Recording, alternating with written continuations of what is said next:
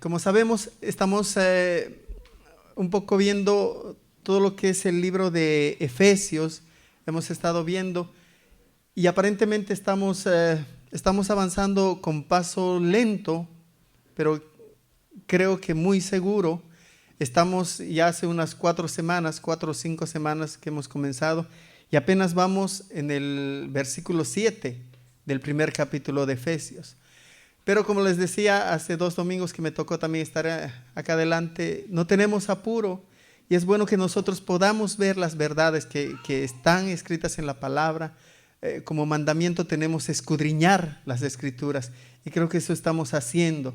Esta mañana vamos a tratar de aprender algo, de rectificar algunas cosas tal vez que las hemos hecho mal, pero lo principal es entender lo que el Señor tiene para nosotros. Amén.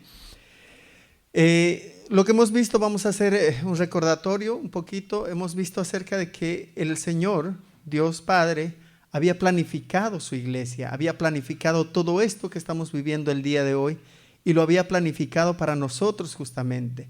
Hemos visto un poco acerca de lo que es la predestinación y lo que muchas veces se malinterpreta, que muchos somos predestinados para salvación, pero otros predestinados para perdición.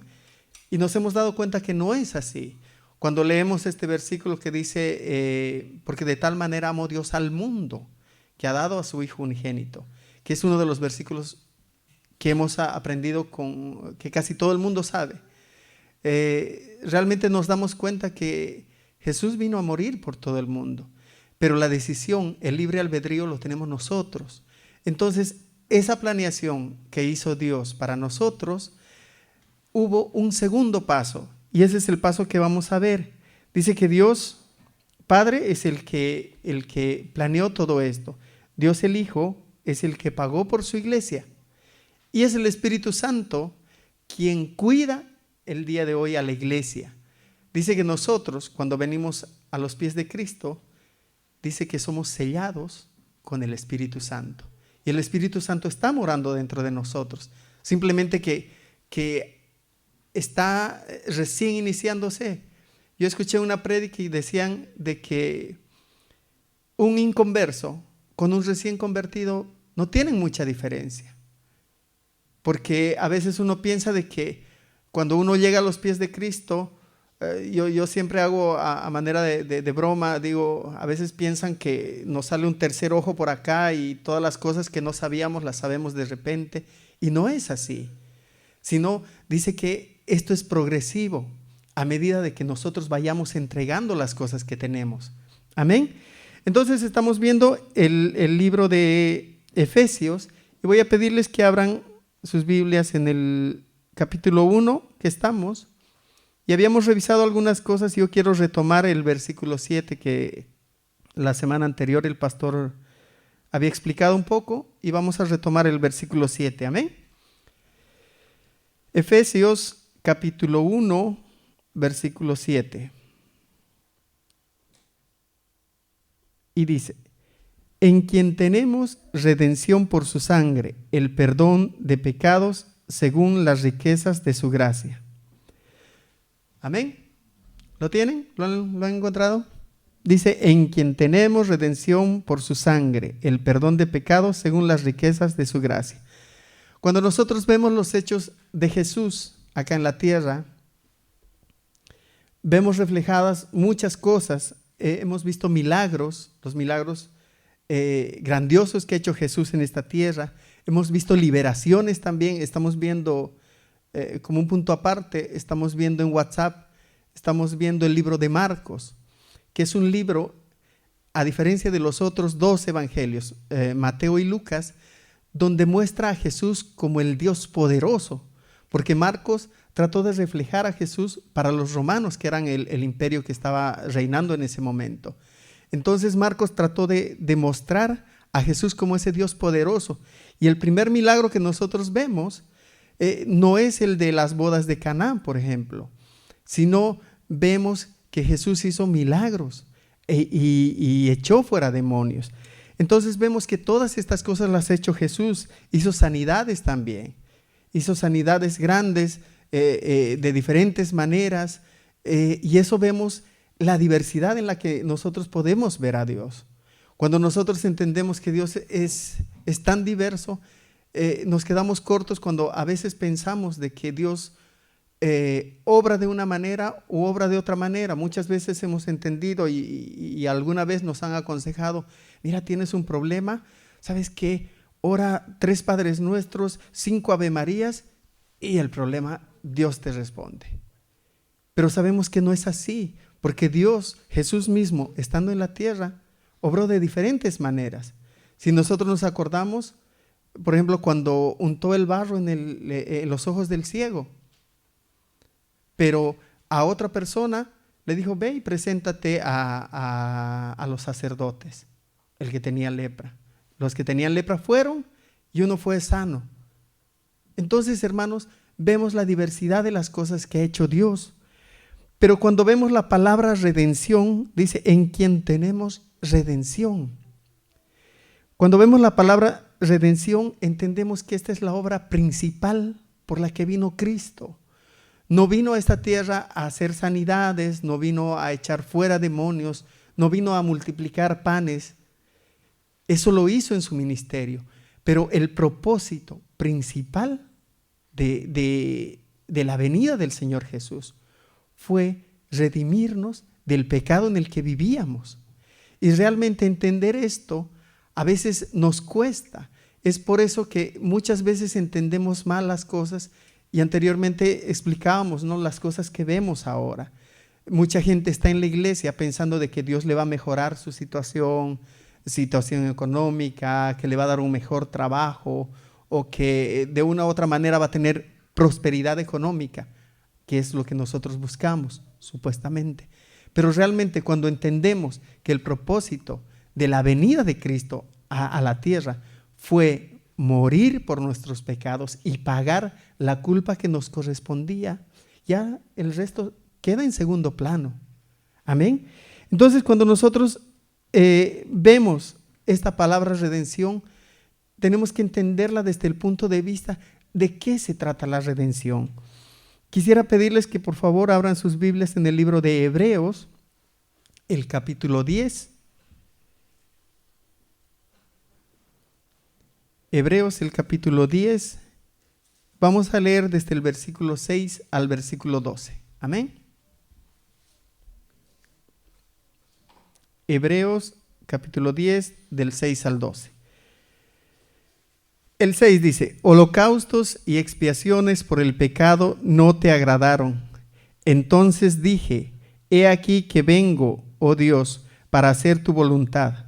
Como en el rollo del libro está escrito de mí, diciendo primero, sacrificio y ofrenda, y holocausto y expiaciones por el pecado no quisiste, ni te agradaron, las cuales cosas se ofrecen según la ley. Y diciendo luego, he aquí que vengo, oh Dios, para hacer tu voluntad, quita lo primero para establecer lo último. En esa voluntad somos santificados mediante la ofrenda del cuerpo de Jesucristo, hecha una vez para siempre. Y ciertamente todo sacerdote está día tras día ministrando y ofreciendo muchas veces los muchos sacrificios que nunca pueden quitar los pecados. Pero Cristo, habiendo ofrecido una vez para siempre un solo sacrificio por los pecados, se ha sentado a la diestra de Dios. Amén. Todo este contexto que vemos, si nosotros pensamos en el contexto del Antiguo Testamento, todo el contexto habla acerca de la expiación de los pecados a través del derramamiento de la sangre. Pero acá en esto nos muestra, nos dice, ¿no?, en estos versículos dice, ofreciendo muchas veces los mismos sacrificios que nunca pueden quitar los pecados.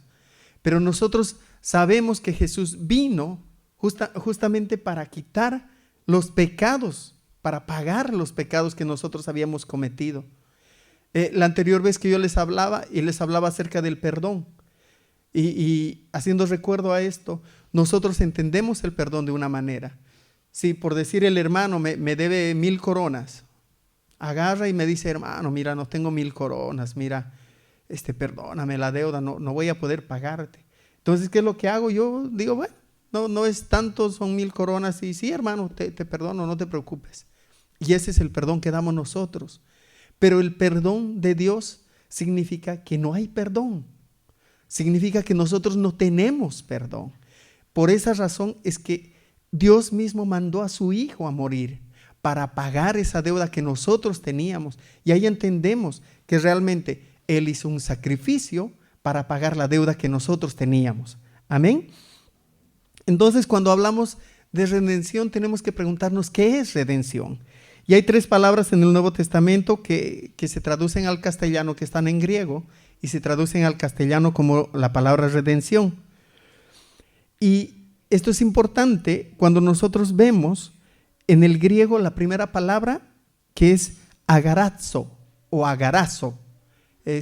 No sé bien, mi sueco es igual que mi griego, así que disculparán si me equivoco acá, pero la palabra es agarazo.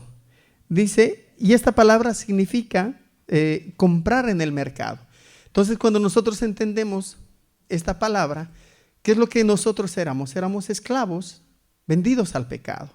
Y hacemos una alusión de una persona cualquiera que va a un lugar, a un mercado y compra algo y paga un precio. Cuando nosotros entendemos esto, esta es la palabra que nos está explicando esto. Vamos a leer en 1 Corintios, si ustedes lo pueden buscar, y yo lo voy a leer. 1 Corintios 6:20 dice, porque habéis sido comprados por precio. Glorificad pues a Dios en vuestro cuerpo y en vuestro espíritu, los cuales son de Dios. 1 Corintios 6:20. Entonces acá vemos, porque habéis sido comprados por precio. Y nosotros hemos sido realmente comprados, hemos estado expuestos a la venta en el mercado del pecado, en el mercado de la corrupción. Hemos estado y Cristo vino a pagar justamente el precio que correspondía para nuestras vidas. Luego existe otra palabra en griego que significa exagarzo o exagorazo, que es otra palabra que tiene un significado parecido, pero se trata de comprar para no volverlo a vender y sacar del mercado. Entonces, muchas veces yo puedo ir a comprar del mercado algo, no sé, carne o verdura, puedo ir a comprar, pero resulta que veo que hay escasez en Kiruna, por ejemplo. Entonces, ¿qué hago? Compro bastante y voy y lo vendo. Puedo vender eso y hago un buen negocio, saco buen dinero. Pero esta palabra, exagorazo o exagarzo, significa que hemos sido comprados por un precio, pero con la promesa de que no vamos a volver a ser vendidos. Y esto nos da la idea de que hemos sido comprados, pero para uso propio. Cuando yo voy al mercado y compro carne o compro verdura, no soy negociante, no hago ese negocio. Entonces compramos lo necesario para el mes, para la semana o para cuanto vayamos a utilizar. Entonces vamos y eso es para uso propio. Y esa es la palabra que más o menos define lo que es redención en este sentido. Y esto lo podemos encontrar en el libro de Gálatas, el capítulo 3 y el versículo 13. Gálatas 3:13 dice, Cristo nos redimió de la maldición de la ley, hecho por nosotros maldición, porque escrito está, maldito todo aquel que es colgado de un madero. Acá cuando vemos Cristo nos redimió, está justamente hablando de esta palabra, exagorazo. Entonces nosotros entendemos que cuando hemos sido comprados para no ser vendidos más. Y esto entendemos en función al amor que Dios muestra para con nosotros. Dice, mas Dios muestra su amor para con nosotros en que aún siendo pecadores, Y eso nos llama la atención, ¿por qué? Porque si pensamos, Dios compró algo que no valía la pena. Compró algo que no tenía sentido. Pero lo lindo es que compró para darnos sentido, para darnos una vida y vida en abundancia, ¿se acuerdan? La vida en abundancia no solo significa una vida acá en la tierra, que vamos a vivir 50, 60, 70 años, no sé, y después ahí acabó, sino para darnos una vida posterior a esta vida. Y hay una tercera palabra que es totalmente diferente, y dice, esta palabra es apolutrosis. Y aunque es una palabra totalmente diferente, esta es la palabra que el apóstol Pablo usa en estos versículos. Y apolutrosis nos habla acerca de el rescate, la compra que de la cual hemos sido parte, que Dios dijo, no voy a vender más esto. Pero apolutrosis nos habla acerca de una libertad. Y esto lo podemos ilustrar de esta manera. Dice que antiguamente había mercado de esclavos. Y en una ocasión había una mujer que estaba siendo vendida. Pero dice que había un hombre que era conocido porque maltrataba a sus esclavos, los castigaba, no les daba de comer, y el hombre dice que pujaba por ella, o sea, ofrecía dinero por ella. Pero dice que había también otro hombre que tenía esclavos, pero este hombre era bueno, que trataba bien a sus esclavos, y dice que vio lo que estaba pasando, y la mujer, cada vez que el hombre malo agarraba y ponía un precio por ella, sentía el temor. Y el otro hombre vio esto y dijo, yo voy a poner precio por ella. Al final de todo, el hombre bueno es el que se llevó a la esclava, pagó el precio y agarró y se fue. Entonces dice que se dio cuenta que la mujer que había comprado estaba atrás de él. Y le dijo, ¿y tú qué estás haciendo? Entonces la mujer le dijo, pero tú pagaste por mí. Entonces el hombre le dijo, sí, yo pagué por ti, pero yo no necesito más esclavos. Yo pagué para darte libertad. Entonces dice que la mujer agarró y se quedó un poco atónita por lo que escuchaba. Pero le dijo, dice que se postró a sus pies y le dijo, yo te voy a servir toda mi vida. Y esa es la relación que busca Dios con nosotros. Dice que Dios nos ha libertado del pecado. Cuando nosotros hablamos de que tenemos un compromiso, sí, tenemos un compromiso, pero no por lo que haya hecho Dios en la cruz. La Biblia nos dice, si me amáis, guardad mis mandamientos. Eso quiere decir que nosotros, cuando Dios por su gracia nos salva, no estamos obligados, no nos obliga a nada. Si nosotros lo hacemos por amor. Por amor es que nosotros nos sujetamos a Dios. Por amor es que nosotros decimos, Señor, yo he vivido revolcado en el pecado. Yo he vivido y tú has cambiado mi naturaleza. Muchas veces nosotros hemos escuchado acerca de la naturaleza del chanchito, del cerdo. Dice que por más que lo lavemos, el cerdo en su naturaleza va a ir y a la primera oportunidad se va a revolcar, porque es su naturaleza. Pero Dios ha cambiado esa naturaleza y nos ha dado una naturaleza diferente. Entonces nosotros le servimos por amor. Y este es el sentido acerca del cual habla esta palabra apolutrosis, que es una palabra de que ahora somos libres, pero a la vez esclavos por amor. Es difícil entender esto. ¿Por qué? Porque ¿cómo uno puede ser esclavo por amor? Realmente tenemos tanto que agradecer. Tanto que agradecer. Y a veces nosotros nos ponemos a pensar y decimos, ay, ser cristiano es difícil. Es difícil, hermanos. Realmente es difícil. Porque estamos sujetos a carne. Porque estamos sujetos al pecado todavía. Porque esta naturaleza todavía nos anda empujando. ¿Qué decía Pablo? Pablo decía, porque no hago el bien que quiero, sino el mal que no quiero, esto hago. Dándose cuenta de que él también tenía carne. Y realmente el día que nosotros vamos a ser libres de esta carne va a ser cuando estemos allá en gloria, cuando el Señor nos llame o cuando el Señor diga, bueno, hasta acá, hijo, hasta acá, ahora sí te necesito. y boom, para arriba. Hermanos, hasta ese día vamos a estar sujetos en carne. Pero hermanos, hemos visto anteriormente que cuando Dios ha provisto la salvación, a cada uno de nosotros nos ha provisto la salvación, nos ha provisto el medio para poder estar también acá. Cuando nos decía, hijitos míos, si han pecado. O sea, esa palabra, ¿no? Hijitos míos. Es una palabra de amor. No es una palabra de reproche, no es una palabra de culpa, sino es una palabra de amor. Yo tengo mis 2 niñas, a las cuales las trato hijitas, amorcito, ya cariño, princesa. Así las trato porque las amo. Y Dios nos dice, hijitos míos, si habéis pecado, no se preocupen, tienen abogado, yo ya he pagado por la culpa. Pero no que lo hagamos de una manera repetitiva.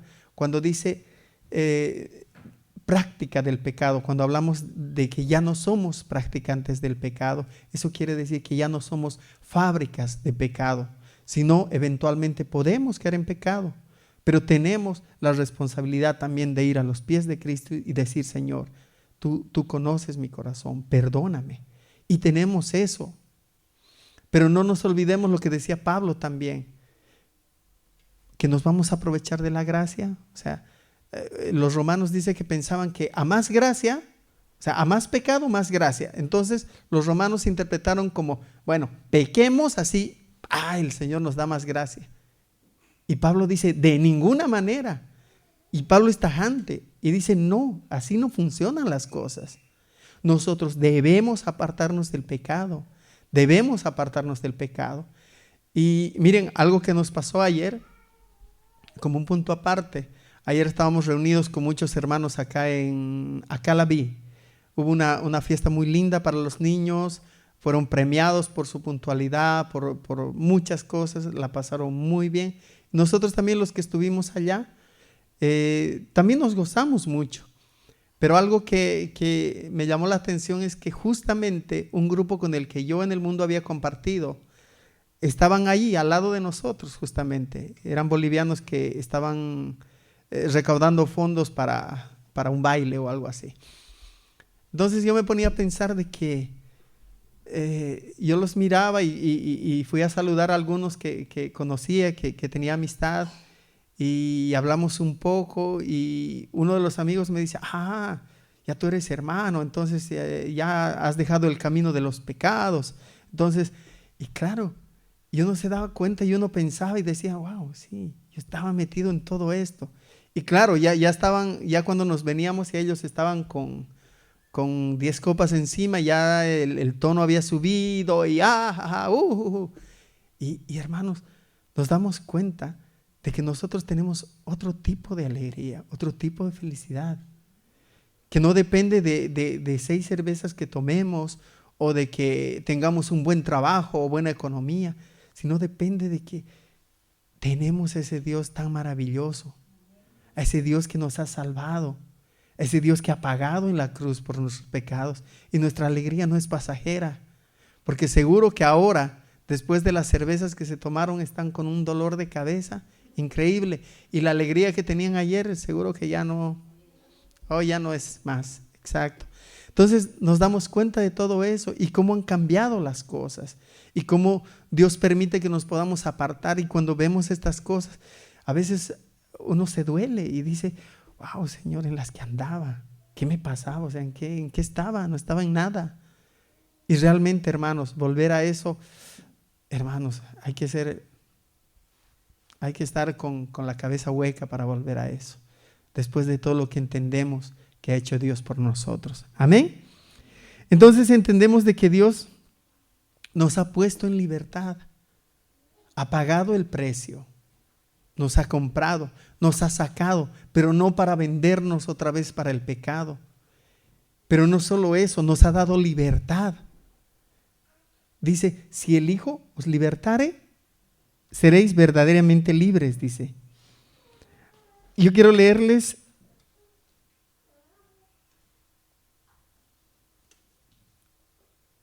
en Lucas, si no me equivoco. Acá no tengo el texto. Bueno, se los voy a leer. Después les doy el texto, hermanos. Ahí ya, ese es un error de dedo. Dice, Jesús les respondió, de cierto os digo, que todo aquel que hace pecado es esclavo del pecado, y el pecado no queda en la casa para siempre, el Hijo sí queda para siempre. Así que si el Hijo os libertare, seréis verdaderamente libres. Damos gracias al Señor por todo esto, hermanos, porque realmente hemos sido libres del pecado. A veces uno, y acá preguntaban los discípulos o los que escuchaban decir, pero nosotros somos hijos de Abraham y nunca hemos sido esclavos. Entonces Jesús les decía, todo aquel que está en pecado es esclavo. Y realmente nosotros hemos vivido en esclavitud. Hemos tenido una vida en esclavitud y cuando pensamos en cosas, yo era feliz. Yo me acuerdo cuando le decía a mi esposa, le decía, ¿sabes qué? Antes de que nos casemos, mira, Miriam, yo realmente amo mi libertad. En pocas palabras le estaba diciendo, mira, no te hagas ilusiones conmigo porque yo soy feliz así como vivo. Pero realmente, hermanos, cuán equivocado estaba. Cuán equivocado estaba pensando que eso era libertad. Y realmente no lo era. Amén. Y seguimos leyendo, hermanos. Dice, en quien tenemos redención, espero que lo de la redención haya quedado claro. Dice, en quien tenemos redención por su sangre. Y ahora vamos a ver otro aspecto que muchas veces lo hemos malentendido. No sé si acá venimos de diferentes países, pero en mi país había la costumbre, digo había porque eso era cuando era niño, no sé si todavía sigue la costumbre, que las abuelas muchas veces metían la Biblia debajo de la cabecera del niño. Cuando yo era chiquito, dice que mi mamá me contaba de que mi abuela metía la Biblia debajo de mi cabecera para que yo pueda dormir tranquilo, de que los malos espíritus, ni que lloren, ni que nada. No sé si pasa en otros países eso. A veces mi abuela dice que no encontraba la Biblia porque no sabía dónde la había puesto y ponía una tijera en forma de cruz y la ponía debajo de la almohada. Gracias al Señor que no tuve ningún accidente. Pero esas eran creencias que nosotros hemos a veces se han venido repitiendo de generación en generación. O me acuerdo otra costumbre también de que cuando alguien se caía, cuando yo me caía, mi abuela agarraba y se agachaba y me decía, come tierra, hijo. Y me hacía comer tierra y con la tierra que tenía en la lengua, me agarraba, me hacía 3 cruces acá. Nunca supe qué significaba, pero yo me andaba cayendo siempre. O sea, tal vez no funcionaba o las 3 cruces eran en otro lado, no lo sé. Pero nos damos cuenta que esas costumbres las venimos arrastrando. Pero hay costumbres también que en la Biblia, que en la iglesia, las hemos tenido también. Cuando yo escuché una prédica acerca de la sangre de Cristo, o sea, para mí fue chocante, porque en muchas ocasiones he escuchado oraciones en las que decían, yo te cubro con la sangre de Jesús, te cubro en el nombre del Señor con la sangre de Jesús y la sangre te cubra. Y esas eran oraciones como que muy espirituales. Y muchas veces yo mismo he orado, Señor, cubre a mi familia con tu sangre y Señor. Y nos damos cuenta, o sea, si leemos la palabra del Señor, nos damos cuenta que la sangre de Cristo tiene un propósito. Y nosotros como hijos de Dios tenemos que entender el propósito de la sangre. Yo lo voy a decir de una manera corta. Este es todo, no un estudio, sino una prédica completa, que la pueden ver luego, del pastor Chuy, acerca de la sangre y cómo a veces se usa, vamos ensangrentando prácticamente todo, sin saber que la sangre de Cristo es quien pagó nuestros pecados. Dice que nosotros hemos visto que nosotros tenemos redención por su sangre, que nosotros hemos sido sacados del mercado y Dios pagó un precio. Y dice, por su sangre, dice redención por su sangre, y ese es el precio que pagó Cristo en la cruz. Quisiera que podamos leer en 1 Pedro 1, 18 y 19. 1 Pedro capítulo 1, versículos 18 y 19.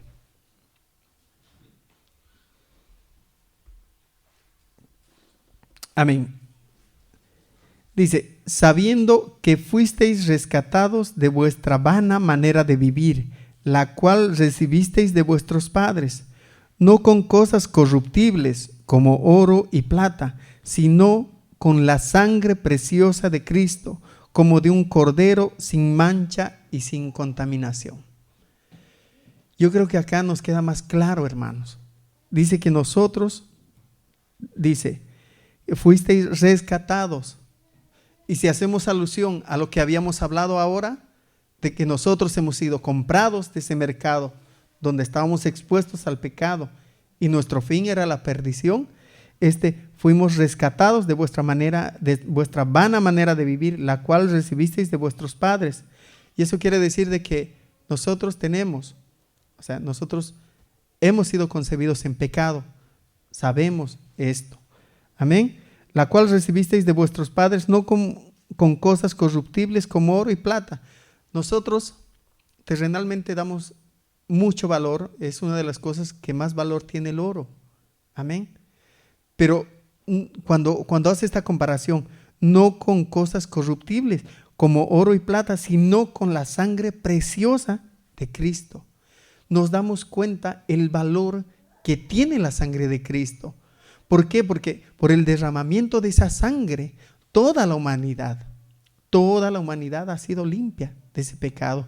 Simplemente es levantar la mano y decir, sí, yo creo en que ese sacrificio lo has hecho también por mí. Y quiero ser partícipe de ese plan. Amén. Entonces nos damos cuenta de que la sangre de Cristo no es ni para ungir las paredes. Yo escuché hace muchos años, una prédica en la que hacían alusión a la sangre cuando el pueblo de Israel había sido sacado de Egipto, de la esclavitud. Dice que las puertas, los linteles de las puertas, las habían manchado con sangre, para que cuando el ángel de la muerte pasara, no tocara ninguna de las puertas que estaba marcada. ¿Se acuerdan de esto? Entonces, yo escuché una prédica y yo recordaba al leer esto, recordaba la prédica, yo tenía como 14, 15 años. Pero impactó en mí esa prédica porque yo decía, ¿cómo así? Y porque decía, hermanos, ustedes tienen que ir a sus casas y manchar sus puertas de sangre. ¿Por qué esa sangre? Y hermanos, a mí me quedó esa imagen y yo me preguntaba, yo tenía 14 años, no entendía todo, pero a los 14 años uno a veces se pone a pensar y hace historietas en la cabeza y decía, ¿cómo así la sangre? Pero nos damos cuenta que no es así. No es que tenemos que ir manchando con sangre todo, sino es esa sangre preciosa que pagó el precio por tu vida y por la mía. Amén.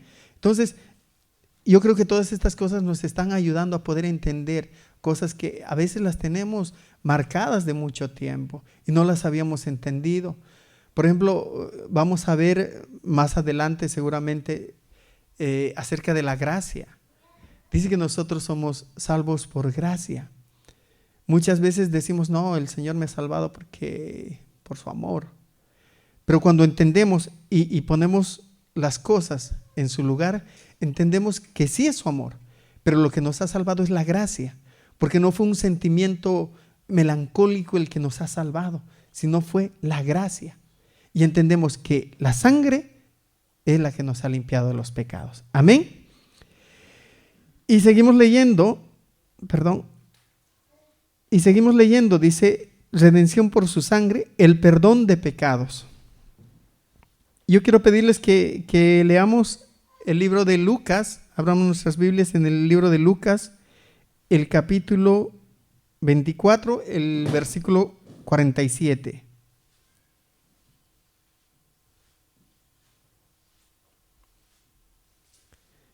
Lucas 24, 47. Esta es una de las otras partes donde nos habla acerca de la gran comisión que nosotros tenemos.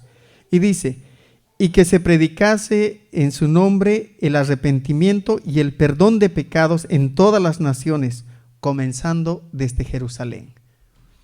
Cuando nosotros vemos esto y hablamos acerca del perdón, en nuestro versículo que estamos viendo, el 7 dice, en quien tenemos redención por su sangre, el perdón de pecados.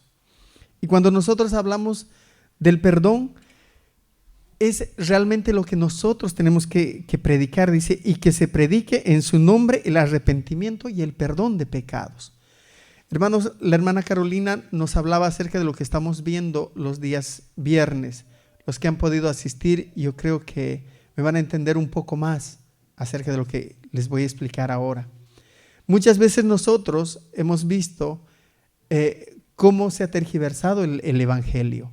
Ahora vemos iglesias que están llenas de personas que realmente no tienen la más mínima idea qué están haciendo en las iglesias. Vemos iglesias en las que se nos ha prometido: ven a Cristo, Cristo te va a dar un mejor trabajo. Ven a Cristo, no tienes, tu mamá está enferma, Él la sana, ven. Y vamos ofertando a Cristo como si fuera un ungüento maravilloso o algo que te va a arreglar tu situación económica, te va a dar sanidad, te va a dar una mejor casa, un mejor trabajo. Y claro, la gente se acerca a esos lugares.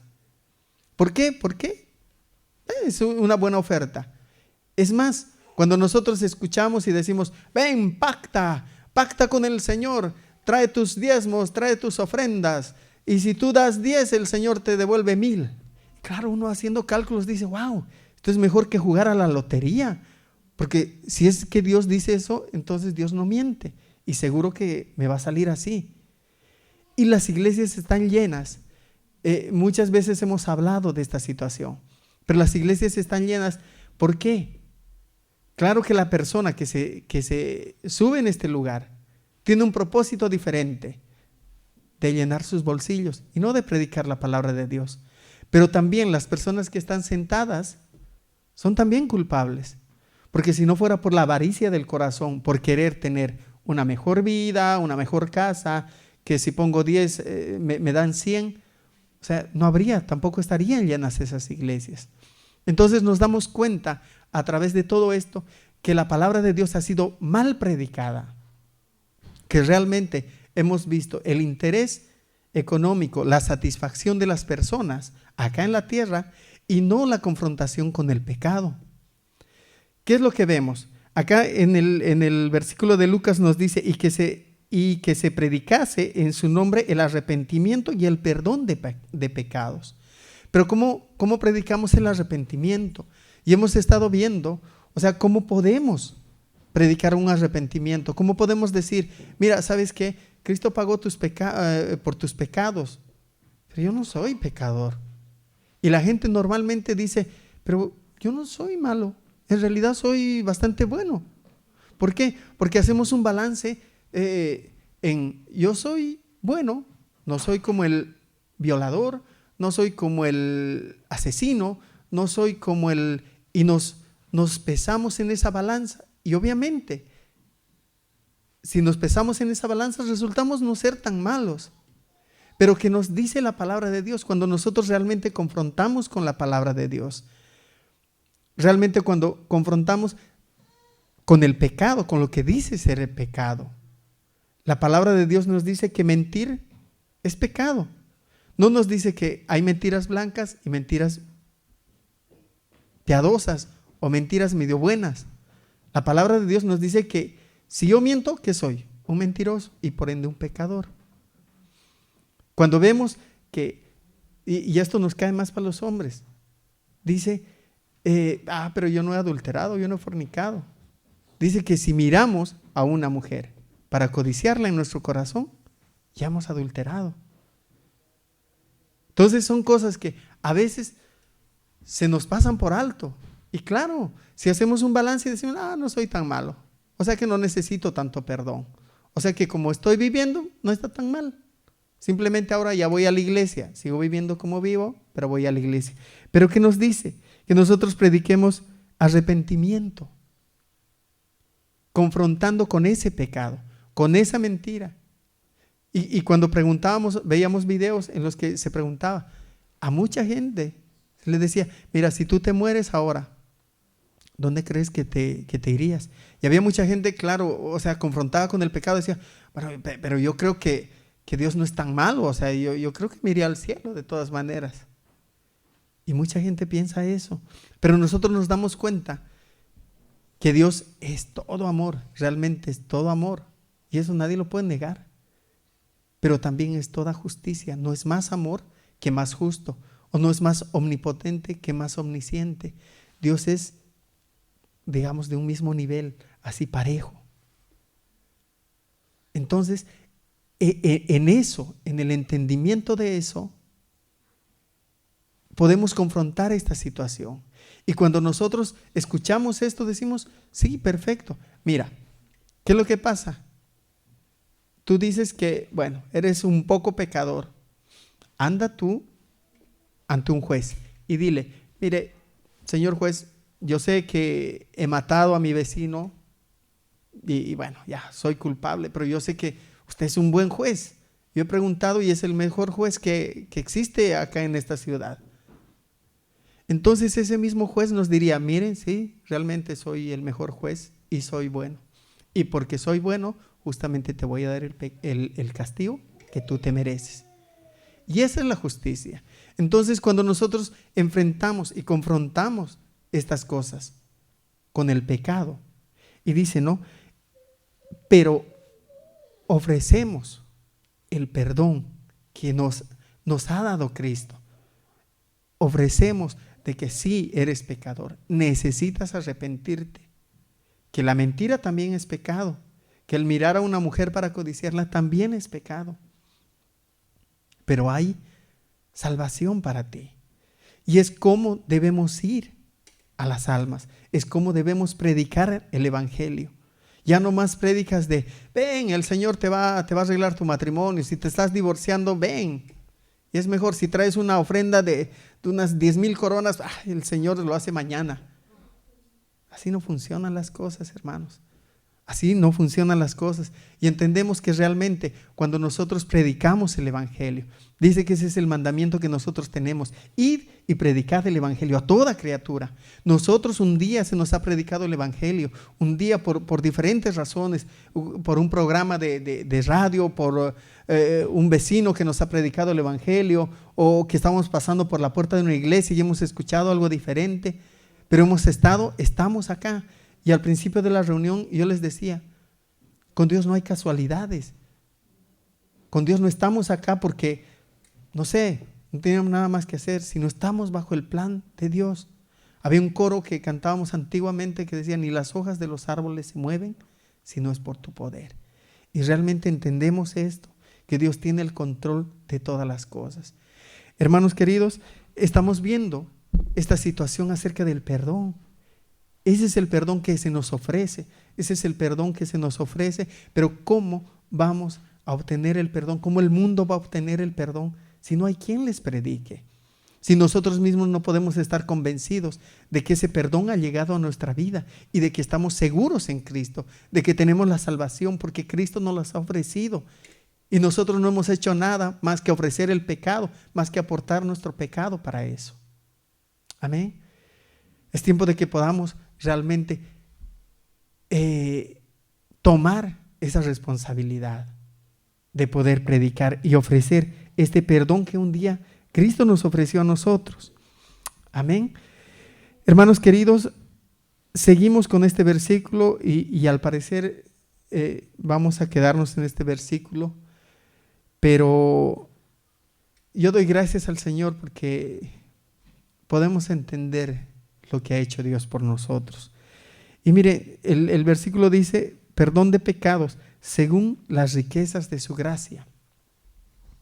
Cuando yo veía esto de según las riquezas de su gracia, y veía un ejemplo que a mí me gustó bastante, dice que había un hombre que iba todos los días a cargar benzina a su carro, y tenía un carro último modelo, un Ferrari último modelo, y el hombre era millonario. Y dice que al hombre que iba y le cargaba la gasolina, todos los días le regalaba 100 coronas. Y claro, el hombre se sentía feliz. 100 coronas en 30 días, hacía nomás buen billete, hermanos. Entonces, dice que él daba de sus riquezas. Pero acá nos dice, según sus riquezas. Entonces, si este hombre hubiese cargado la gasolina, y entonces le hubiese dicho, mira, yo te voy a dar unas 20,000 coronas, porque para mí eso no es nada. Eso es dar según sus riquezas. Y nosotros entendemos que Dios es rico y según sus riquezas nos ha prometido. ¿Se acuerdan los primeros versículos que nos decían? Que Él nos ha sentado en los lugares celestiales, juntamente con Cristo. Entonces, cuando nosotros entendemos que realmente estamos acá, según sus riquezas de gracia, hermanos, esa riqueza que nos ha podido alcanzar, cuando nosotros estamos pendientes de las riquezas materiales, de poder obtener un mejor carro, un mejor trabajo, nos damos cuenta que eso es secundario, hermanos. Nos damos cuenta que todas estas cosas pasan a un segundo plano. Hermanos amados,